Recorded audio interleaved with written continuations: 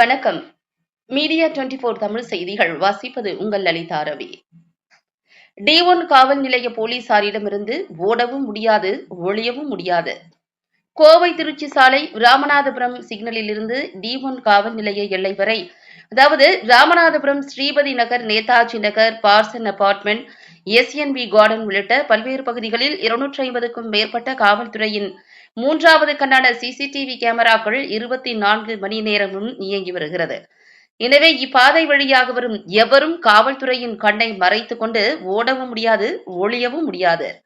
கோவை மாவட்டம் கோவை மாநகர காவல்துறை ஆணையாளர் பாலகிருஷ்ணன் IPS அவர்களின் உத்தரவின் பேரில் ராமநாதபுரம் D1 காவல்நிலை ஆய்வாளர் சேகர் அவர்களின் வேண்டுகோளுக்கிணங்க கோவை நஞ்சுண்டாபுரம் போத்தனூர் பாதையில் உள்ள காவல் சோதனை சாவடியில் தினமும் பகல் மற்றும் இரவு நேரங்களில் தீவிர வாகன சோதனை நடைபெற்று வருகிறது. மேலும் அவ்வழியே வரும் 2 மற்றும் 4 சக்கர கனரக வாகனங்கள் உட்பட அனைத்து வாகனங்களும் தீவிர காவல்துறையின் சோதனைக்கு உட்படுத்தப்பட்டு வருகிறது.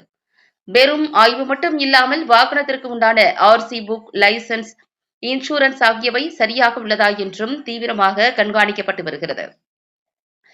சம்பவத்தன்று D1 காவல் நிலைய சிறப்பு உதவி ஆய்வாளர் மெய்யழகன் மற்றும் காவல்துறையுடன் இணைந்து இரவு நேர பணியாற்றும் ஊர்காவல் படையைச் சேர்ந்த குரூஸ், சார்லஸ் ஆகியோர் தீவிர வாகன சோதனையில் ஈடுபட்டு வருகின்றனர்.